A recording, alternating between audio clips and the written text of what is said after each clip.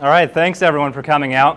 I'm really happy with the turnout, and I'm glad you all came here. This is obviously a topic that is really important to people, and so I'm glad to see there are a lot of people here. I'd just like to take a quick poll, and feel free to not raise your hand if you don't want to divulge your information, but I'm just curious what brought everybody out today. So is there anyone here that has already started collecting Social Security and they're just here for sort of intellectual curiosity? All right, that's a good, maybe a fifth of the room. And how about people that are somewhere between ages 62 and 70 but have not yet collected Social Security? Okay, so that's probably the most interesting group for me to talk to, and I'm happy to answer your questions as I go along through here. How about people that are sort of in the 45 to 60 age range and just starting to think about when they might collect Social Security? All right, so that's a good group of people. That's about half the room, and then the rest of you are just forced to be here. Okay, good. All right, so like I said, I have some material here, maybe 20 minutes, but my preference is to make it more of a discussion.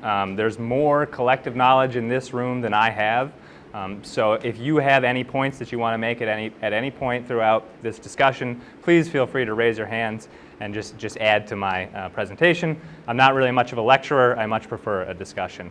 So I have about 5 or 7 minutes, just a couple of slides on the importance of Social Security and the stability of the system. But ultimately, this isn't really a policy presentation. To be perfectly honest, I don't care about the sustainability of the system. What I care about is personal finance. What I care about is helping you make the best decision possible around the collection of Social Security. So what I'll do is I'll take 10 minutes after I talk about the system, and I'll just discuss some very basic concepts, just to get everybody on the same page, and then why I think you might consider delaying benefits. So my default advice to people is to delay your benefits, but there are some trade-offs that are associated with that decision, so we will discuss those trade-offs. And then finally, I have a couple of slides on what some of you may be familiar with called file and suspend. File and suspend was a loophole in the Social Security system that was recently closed by legislation, although there are still some ways for people that were at least 62 by the end of last year to potentially get in on that file and suspend. So we can discuss that if that's something that is relevant to people. And like I said, I'll leave plenty of time for questions. So if at any point you have a question or anything you want to add, please just jump in. Disclosures. Basically, what it comes down to is it shouldn't be considered personalized investment advice. If you want personalized investment advice, I will give it to you, and I have some colleagues from AIS that'll be happy to talk to you, but this shouldn't be considered personalized advice. Okay, so the Social Security system. What I want to point out here is just the importance of Social Security, okay? Simply put, the importance can't be overstated for the majority of households. Elderly beneficiaries are extremely reliant on Social Security for the majority of their income. Okay, so more than half of claimants rely on Social Security for at least half of their income in retirement. And about a third, the right two bars there, 22 to 47%, depending on if it's married or single, rely on Social Security for at least 90% of their income. All right. These are people that have essentially no other sources of income, right? This is it. This is what people rely on for their income in retirement. There are 50 million people in the United States who are currently receiving retirement benefits. That's people who worked, dependents of those people, spouses, widows, and widowers, all right? So I think that this underscores the need to maintain the stability of the system. Like I said, I'm not into the politics of it. I don't really care about the policy, but I just like to lay out there just how important this system is for so many people. And I think that you being here today is one step that's really important because it's such an important source of income in retirement that you should make a smart decision around it. So it's no secret that Social Security has a financing problem. Every year, the Social Security trustees put out data on when they expect the trust fund to run out. I don't have the most recent data, but it doesn't change that much every year. Social Security is financed by 12.4% income tax on earnings up to about $120,000. That's paid half by the employer and half by the employee. Any surplus, which means tax revenue that they take in minus benefits that they pay out, is kept in what they call a trust fund. There is no surplus anymore, okay? They're running a deficit, basically, as of the last couple of years. And I have by 2037, actually the most recent number is by 2034, they expect the trust fund to be exhausted, and at that point, they'll be able to pay about 80 cents on the dollar, okay? I have no idea what's going to happen at that point. I'm fairly optimistic about it. I know there are plenty of people that are not as optimistic as me. I think that probably something will happen where they'll shore up the finances of this system. There may be some benefit cuts. There may be some revenue increases. I'm not sure. The bottom line is that those are the only two ways to fix the problem, right? I mean, you have to cut benefits or you have to raise revenue.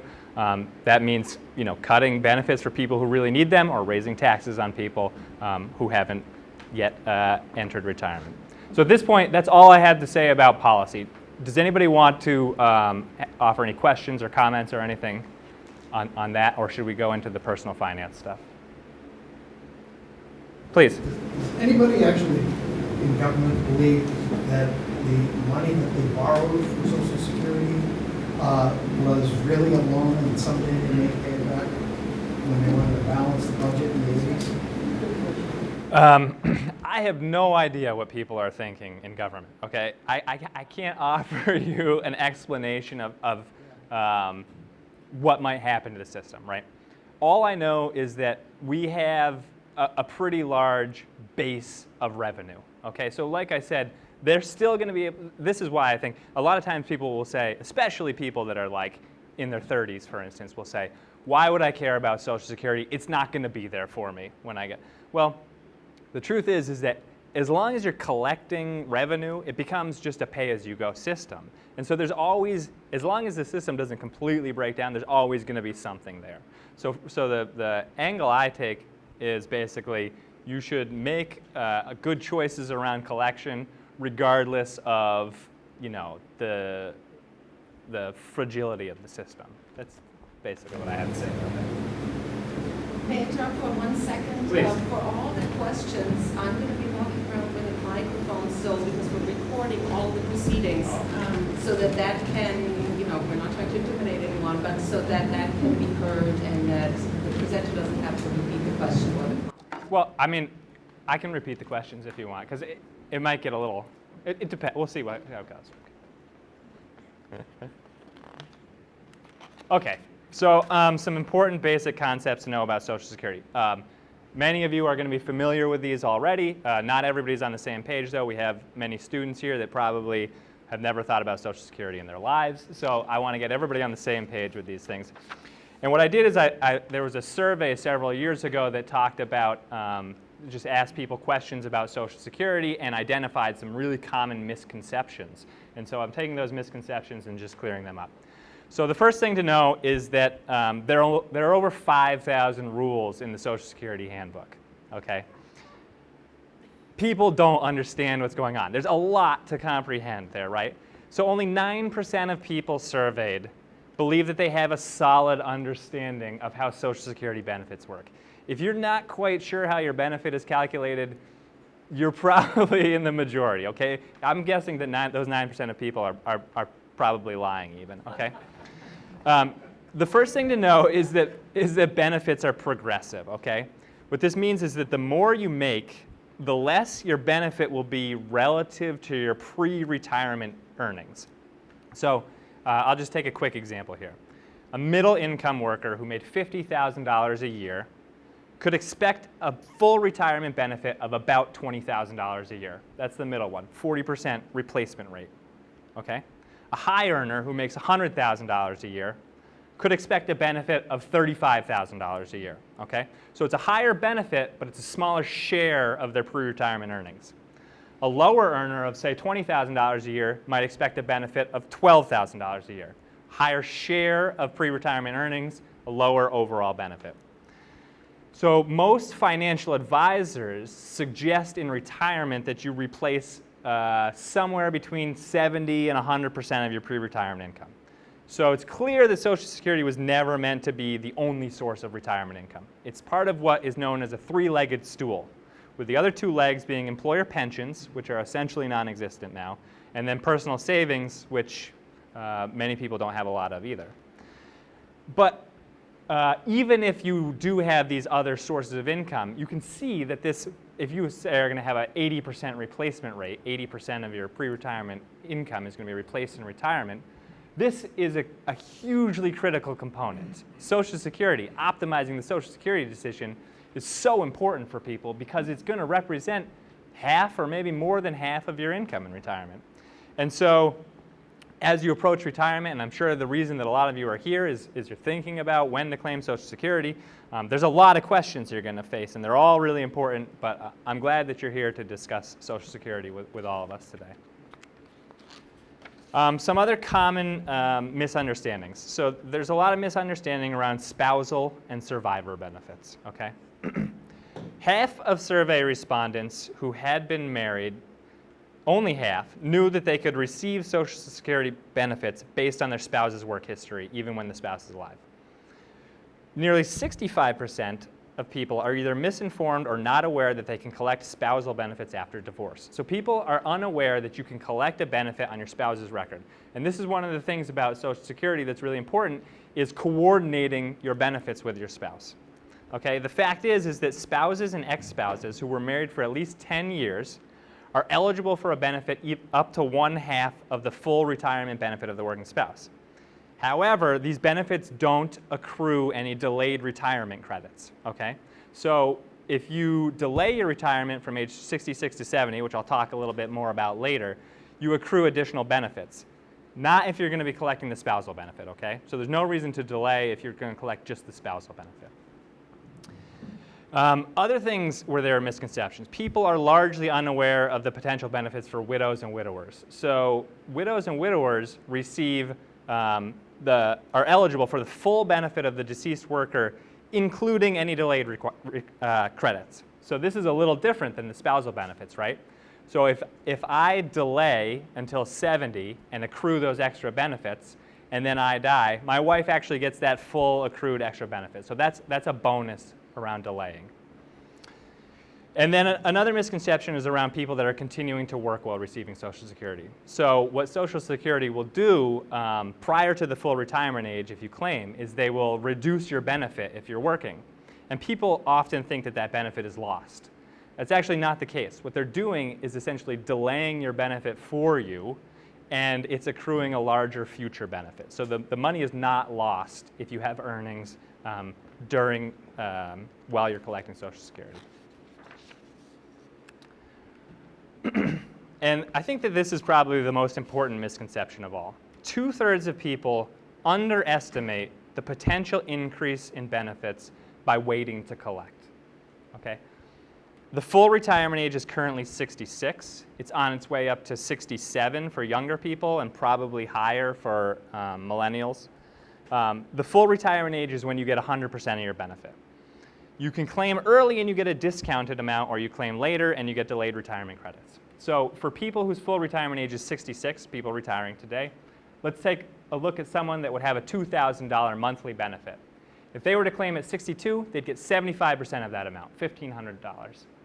If they wait until 70, they'll get a 32% increase in their benefits, $2,640. Now the system is set up so that the total amount you get over your lifetime. Yes, Steve, please. Clarification. So if I'm 62 and I take it, it's $1,500 for the rest of my life, and it's 2,000. This is a permanent number. That's right.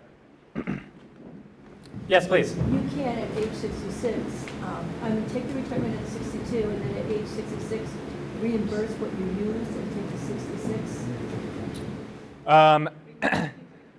Okay, so for everyone that didn't hear, she asked whether you could essentially pay back benefits, take them early and then pay them back. Okay, they used to allow that.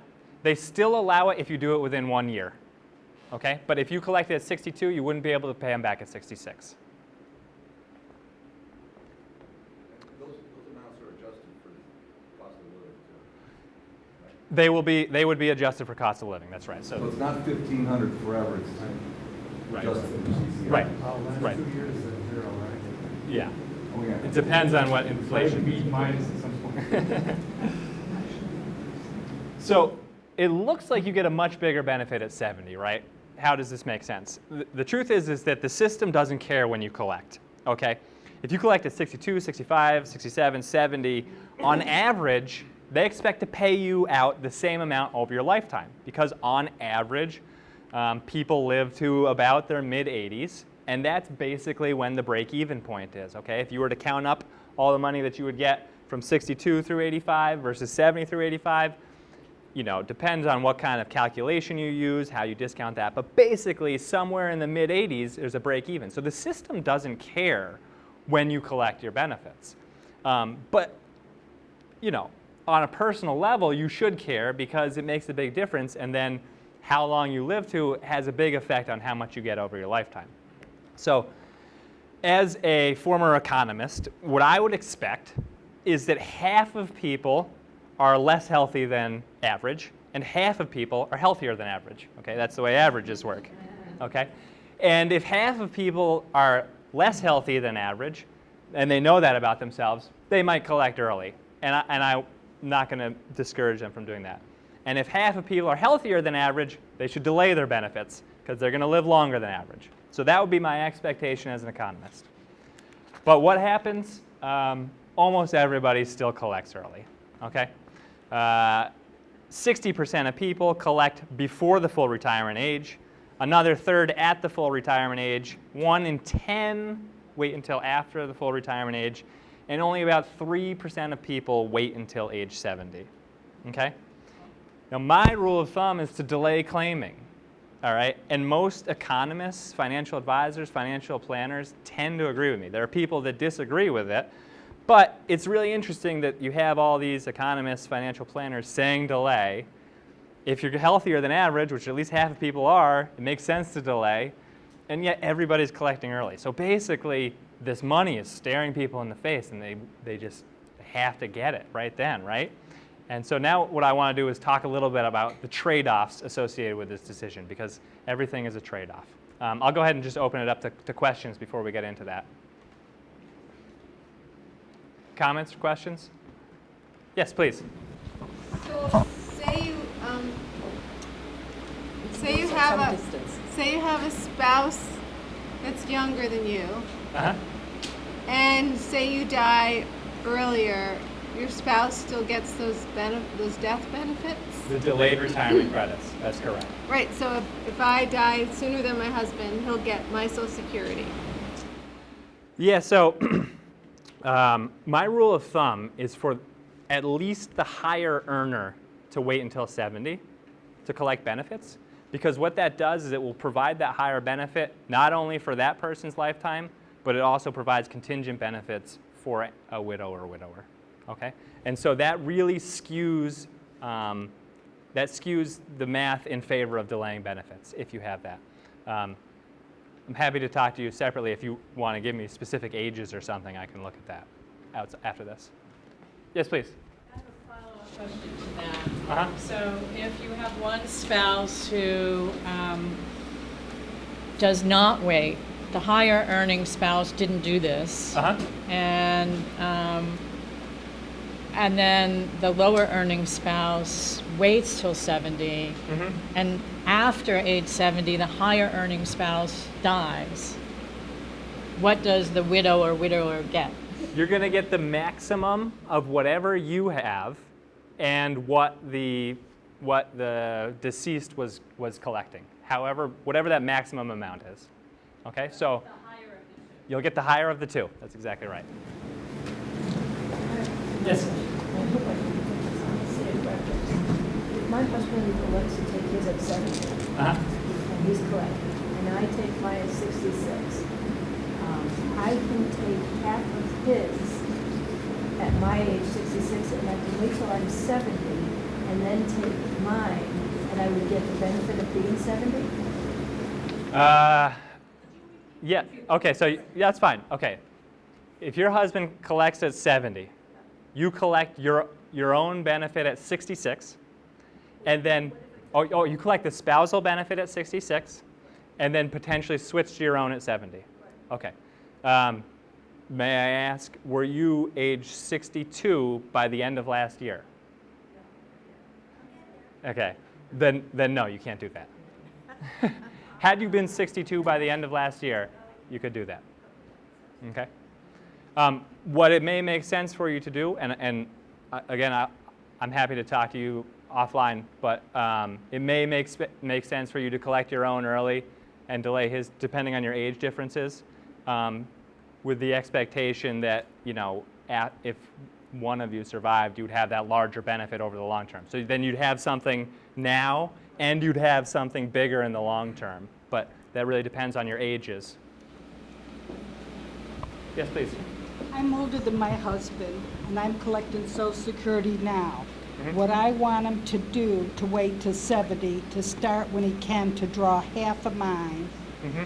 and then wait to 70. Is that it? And then his would increase, what, 28, 30%, Okay. which would make a big difference to him if I'm gone. Right. So you are collecting now. You want your husband to collect spousal benefits at 66 and delay his own benefits until 70. Okay. Were you age 62, more specifically, was your husband age 62 by the end of last year? Yes. Then yes, you can do that. That's called restricted claiming. Okay. So if you've claimed benefits, and now he can go at his full retirement age, 66, and he can claim just a restricted claim for spousal benefits. He gets just the spousal benefits and delays his own benefit until age 70, and he gets an increased benefit on his own record. Okay. But when I went to go, you realize he only gets half of what I started to collect when I first collected. Oh, right, because you collected early. No, I collected it, but there's age difference. But yeah. see, that is the thing that I almost fell over, and they said no.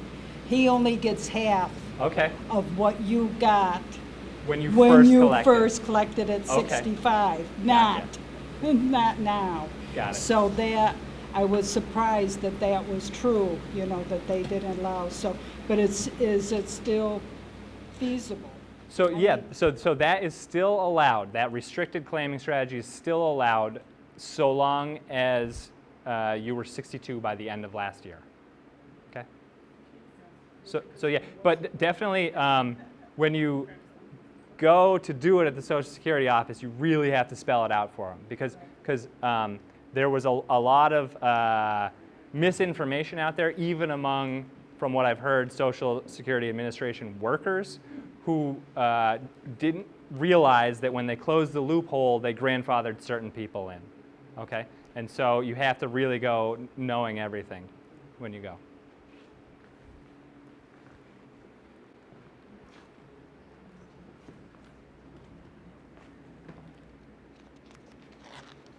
Okay, so so we had some good questions about restricted claiming, which is a really interesting thing. I'm going to go a little bit into why you should just generally delay claiming, and hopefully it'll spur some more questions and discussion. So first of all, there's always going to be people that just don't have an option to delay benefits, and I apologize. You know, people leave the workforce and they have no other retirement income, and you got to take benefits. Okay, I'm not going to discourage anyone from doing that. That's just something that happens. What I'm talking more specifically here is about people that have an option. You have an option to either collect early or delay benefits. That option can either be working longer, drawing from some other source of income, doing something, okay?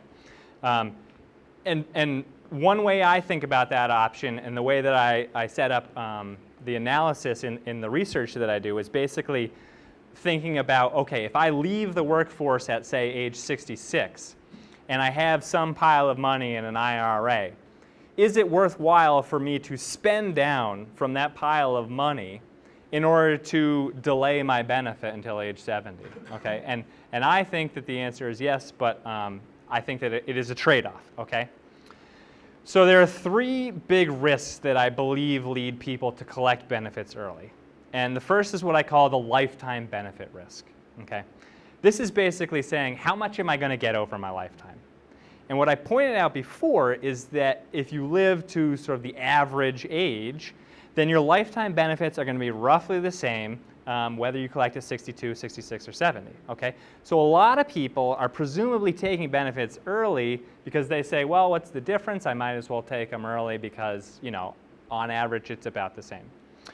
The next couple of risks that I think might lead to people collecting early is liquidity risk and legacy risk, okay? So if I have this other pile of money that I have the potential to spend out of in order to delay my claiming, well, I'm spending that down, right? And now I have less for emergencies, less for a potential legacy to my heirs.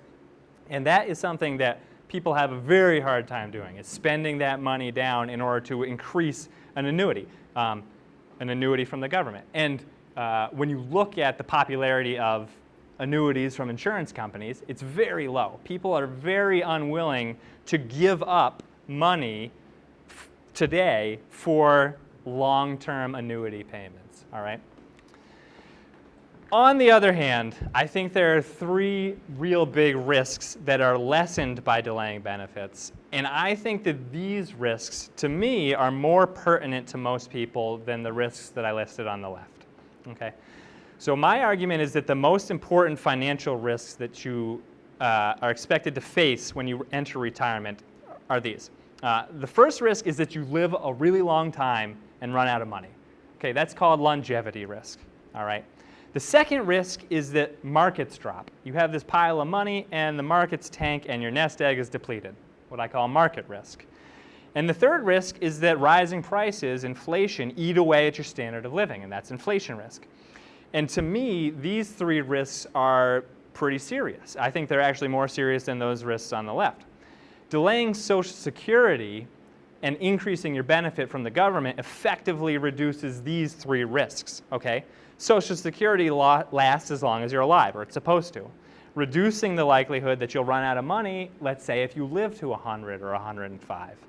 Social Security is not subject to the market. It's not invested in the stock and bond market like your other pile of money, and so you don't have to worry about market risk. Social Security is adjusted for inflation based on the Consumer Price Index, so you don't have to worry about price increases eroding the purchasing power of your income as much. So basically, the perspective I come from is that I'm willing to give up some liquidity. I'm willing to give up some of that pile of money that I have available during the early part of retirement for a better likelihood that my money will last a long time. And so that's basically why my rule of thumb is to delay benefits. Everyone's going to perceive these risks differently, okay? Take a simple example of someone that has plenty of money, millions of dollars, and their risk of running out of money is essentially zero. Well, to them, delaying Social Security, maybe it doesn't make a lot of sense, right? Because they've got plenty of money. They're not worried about living to 100 and running out of money. They've got plenty. You know, they can take this Social Security and invest it and maybe even get a better return. And I think that that is something that, you know, people with a lot of money do. But I don't think that's a situation that many of us are facing. And so delaying Social Security, I think of it as a good hedge against longevity risk, market risk, and inflation risk. Specific exceptions to this rule of thumb.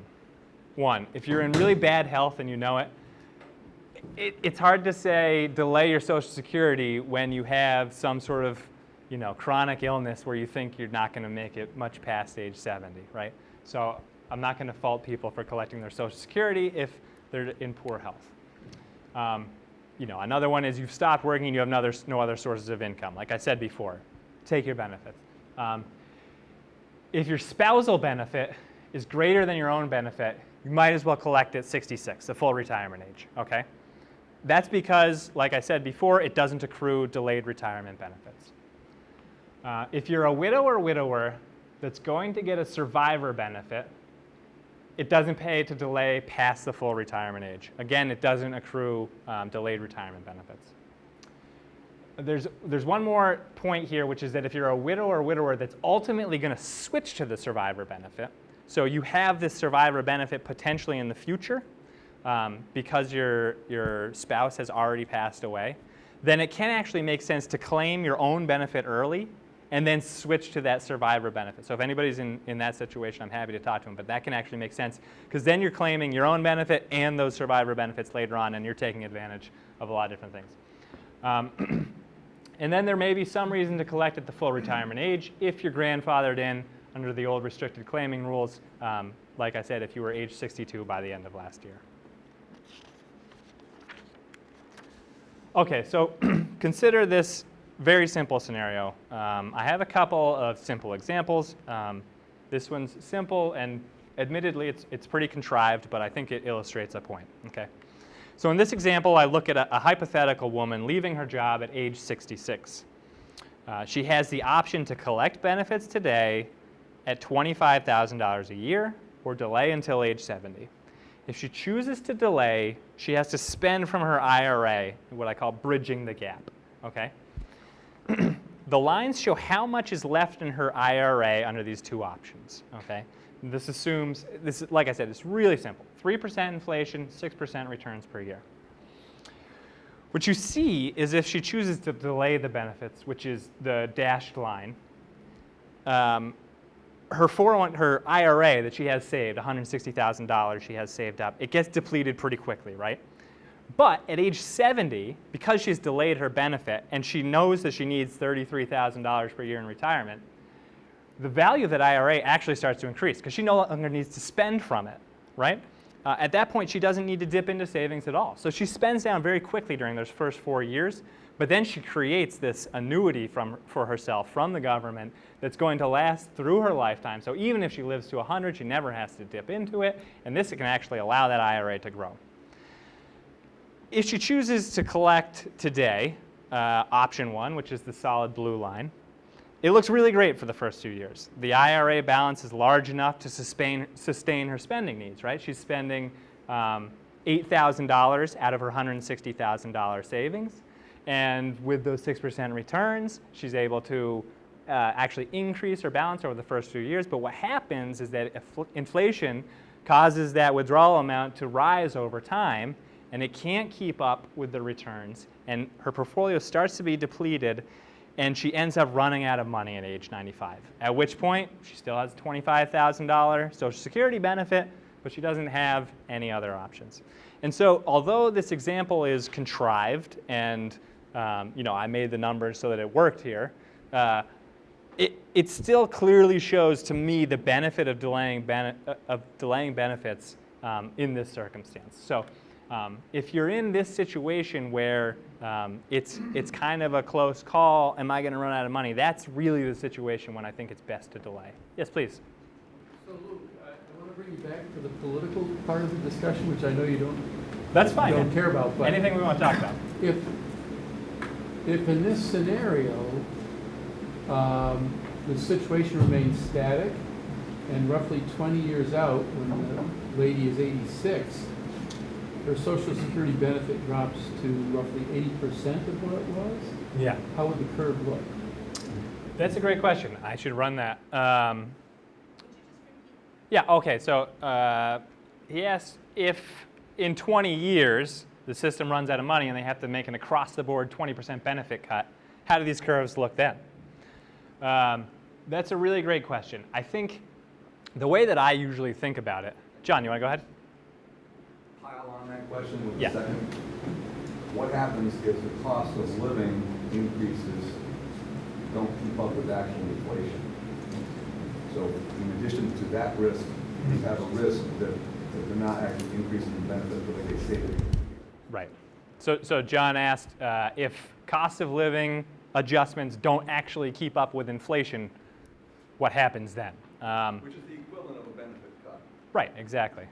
I think these are really good questions. I don't have an answer, but the way that I like to think about it is like this. If I collect at 62, 66, or 70, if there's an across-the-board benefit cut, it's going to cut my benefits no matter when I collect it, okay? So if I collected early at 62 and I don't really have a big enough benefit to live on, and then I get a cut, that's bad. That is potentially even worse than waiting until 70 and getting that 20% benefit cut. That's one way that I think about it. I know you don't agree, but yes, please. So if you're using your 401k, then you're actually paying taxes on that money. You're getting your Social Security. You're not paying taxes on it. That's true, yeah. I didn't incorporate taxes into, oh, so there was a question about if you're using your 401k or IRA, then you're paying taxes on that. That's true. I didn't incorporate taxes into this, and so I will do that. Taxes are a really important thing to think about. Social Security benefits are also taxed. Yes, so if you have a certain amount of income, basically, above a pretty moderate level, 35 or 40,000, then up to 85% of your benefits are taxed as ordinary income. So, so without doing it specifically, I can't answer the question, but it's a really good consideration. I just have kind of general comment in terms of That's right. risk. Yes, You know, please. The two gentlemen talked about the different things that could occur. Yeah. Just kind of, I happen to be retired military, and the military retirement system that I retired off of, not that long ago, was considered like a third rail, one of those third rails in politics. It was never going to change. It was as of January 1st, 2018, any young person can come and sign up as a recruiter. His retirement system is now called the blended retirement. Yeah. It's now going to be 40% in the calculation, but 10% of it is going to be more like you're saying, like personal accountability, reliability of your own, because it's going to basically be almost like a 401k that you're establishing for that other 10%. Yeah. Now, I didn't have to do anything but retire it yet. He's going to have to manage that 10%. Correct? He or she. Right. Going to have to manage that correctly to get the benefit in the long run. Yeah. So my general point is that Social Security is going to change, Yeah. and like I said, there's no way to know what it changes, but it is going to change, and it is not a third rail. Yeah. Because the third rail has been, like I said, the military retirement said that was, nobody ever thought that would be changed. Right. And it has been changed. Yeah. No, I agree. I mean, it's a consideration. It's an important consideration. There will be changes in the system. It's almost certain, right? And so yeah, it's difficult to evaluate those things. It's difficult to evaluate the unknown, I think. Yes, please. Is it still the same rule of thumb where you shouldn't really take more than 4% out of your portfolio every year? That is, so the question was about a rule of thumb around 4% out of your portfolio every year, and that's called the 4% rule, which was based on some research done by a gentleman named William Bengen in 1992. And what he did is he looked back and said, across all of history in the United States, if I was 50% stocks, 50% bonds, what's the maximum amount I could take out of my portfolio every single year, adjusting for inflation, such that I would never run out of money over a 30-year period, looking back historically. And he found that was 4%. That was his safe maximum withdrawal rate. So there's been a lot of discussion about that rule, about whether it stands up. I tend to think it's still a pretty safe number. This is obviously a totally different withdrawal strategy. What I'm suggesting here is taking a big chunk of it the first few years and then nothing thereafter, which is a totally different strategy, right? The way that I set this up was I had 5% withdrawals, and so it runs out of money because 4% is the safe, is sort of the safe max, right? But yes, generally speaking, that 4% rule is, I don't want to say anything concrete, but most people think it's still pretty safe. Some people are a little bit more conservative than 4%, but generally speaking, it's still a rule of thumb that people follow. Seth? Isn't it true, I believe it's true, that everyone has to withdraw money from their SEP-IRA once they reach age 70? That's true. Required minimum distribution. Seth? Is it a requirement as to what amount you have to pay out? It's based on the year end.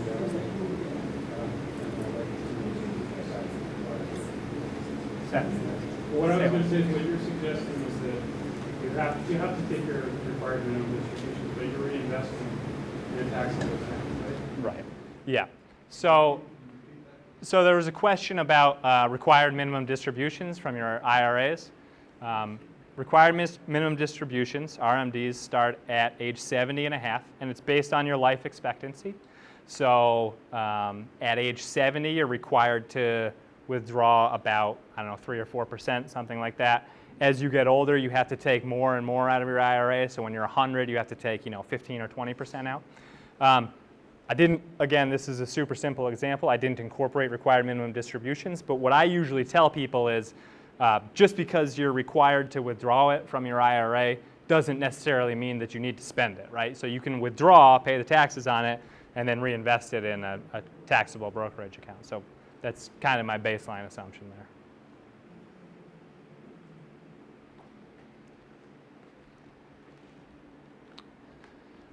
I have one more example that's just like that one.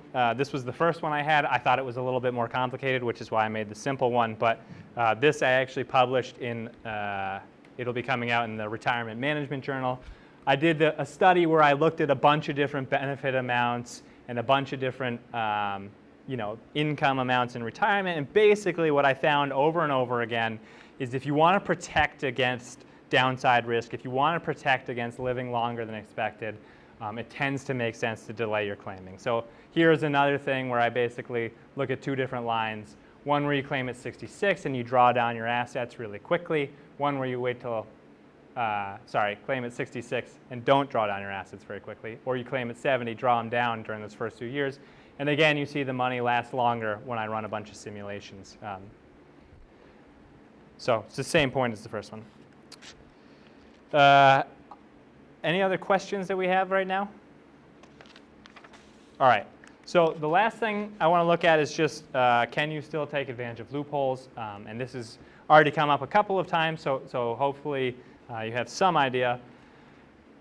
File and suspend was something that existed, and they just closed the loophole. Basically, the idea was that if you had 2 workers in a household, 2 spouses, one of the spouses, when they reached full retirement age, could file and suspend their benefits. So they'd file but not actually claim them.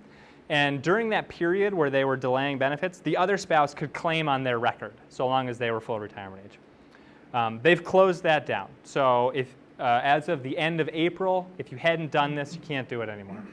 So it's closed. But what is still available is restricted claiming. And so restricted claiming is the act of the spouse claiming on the other spouse's work record. The difference is that the first worker can't file and suspend. They have to file and claim, okay? So here's where this would make sense. Let's say you have an age difference of 4 years, and one spouse has delayed until 70, and now there's no point in waiting any longer, basically, because your benefits don't accrue any credits after age 70. That person's going to claim at 70. The other spouse at age 66 can still file a restricted claim for spousal benefits and delay their own benefits. So basically, what it comes down to is if you're under 62, it simplifies the claiming decision, albeit there's a lot of trade-offs that we've talked about, but really it's claim now or claim later. But if you're between 62 and 70, there may still be some way to take advantage of the loopholes. Happy to answer specific questions about it if you have it, or I can talk to people afterwards. So my final thoughts on this. Like I said, my baseline suggestion is to delay benefits. A lot of people are going to disagree with that, and I think that it makes sense. There's a lot of trade-offs that go into this decision.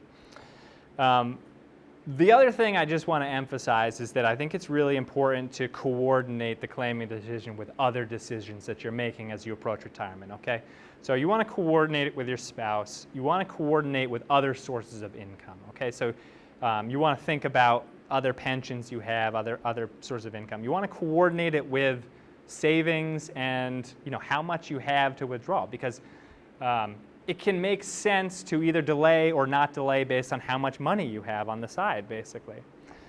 You want to coordinate it with how you're thinking about your home equity. You want to coordinate it with potential annuities. If you want to annuitize some of your wealth, which not a lot of people do, maybe Social Security delaying is the best way to do that. And ultimately, you want to really make sure that you have this complete picture that looks at all of your long-term goals. So I like to think about how Social Security fits in with all of these things, and that's what I would advise you to do as well. So at this point, I'll go ahead and open it up to questions or comments. Yes, please. Could you explain the spousal benefits of divorcees and how that works? Of divorcees? Yeah. Gentleman wants to know about the spousal benefits of divorced people. So if you were married at least 10 years to someone, you are eligible for a spousal benefit just like you were still married to them, okay? What happens if you get remarried?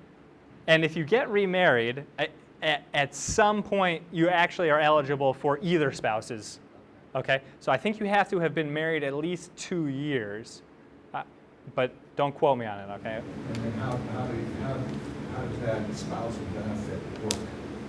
So the spousal benefit, you can get up to 1/2 of your spouse's full retirement benefit at the full retirement age, okay? But At her full retirement age? at your full retirement age, okay? So it may or may not make sense to actually do that, right? Because it really depends how much your benefit is going to be and how much her benefit is going to be.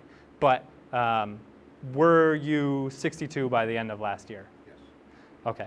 Then it probably makes sense for you to file a restricted claim at 66 on your ex-spouse or current spouse's benefit, okay? And delay your own benefit till 70. Probably makes sense.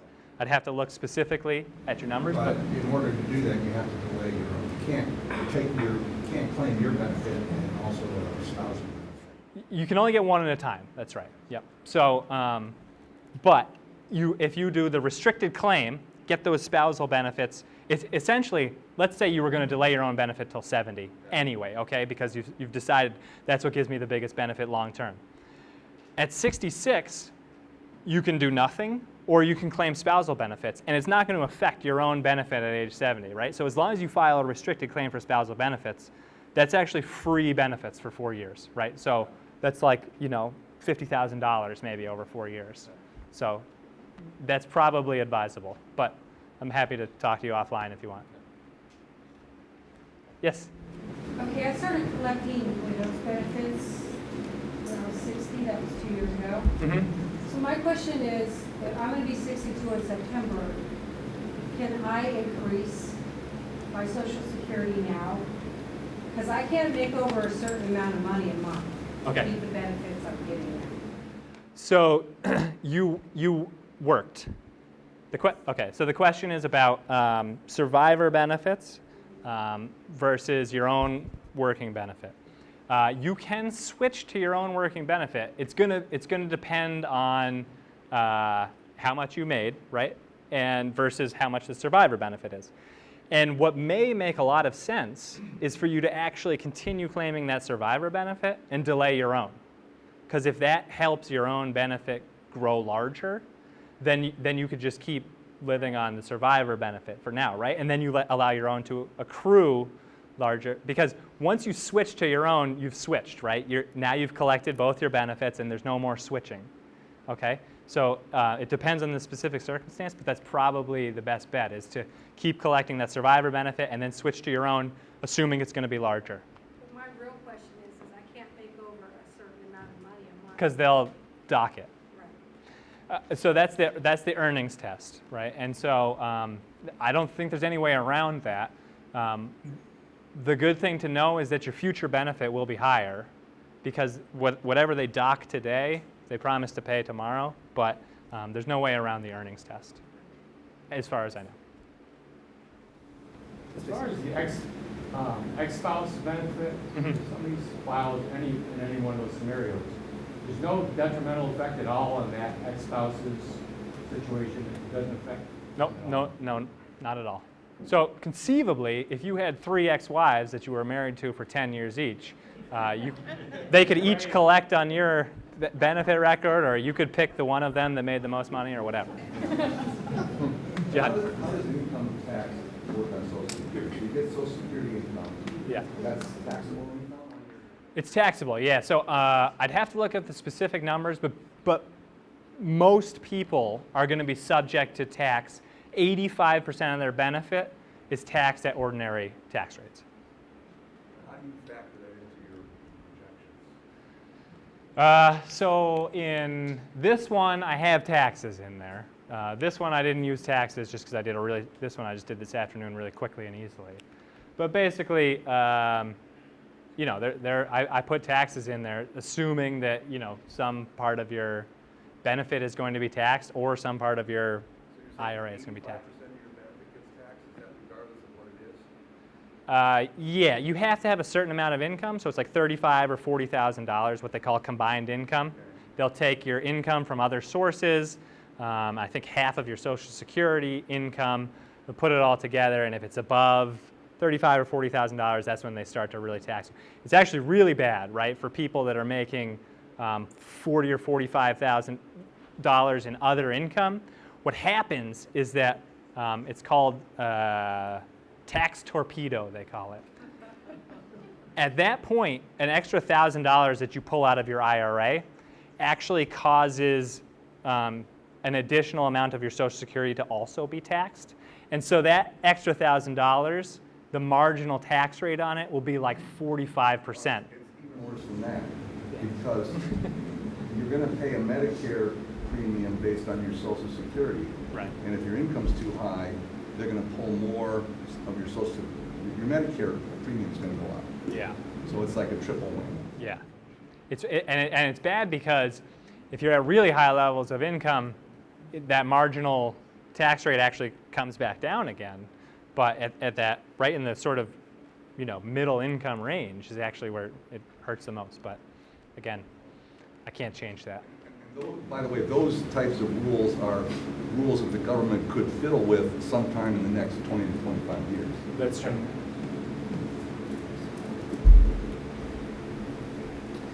The income torpedoes. Yeah, tax torpedo. Tax torpedo. Is that long-term capital gains, short-term capital gains, actual wages? What's included in income? It's combined income. So it's yeah, it'll be your any ordinary income. So so interest, dividends, anything that you pull out of your 401k or IRA that you're paying taxes on, that's all considered part of your income. Yes, please. So if your spouse is still working and you want to keep that income down, does it matter whether you file separately or jointly? The question is, does it matter if you file separately or jointly? I tried that. Yeah, see, I knew there was more collective wisdom. Doesn't work. No.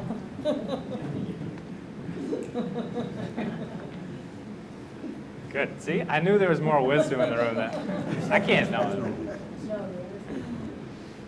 All right, it's 5 o'clock, so I guess we'll wrap it up. And I'll stick around for a little bit if anybody has any specific questions. So I just want to say thank you to you for this.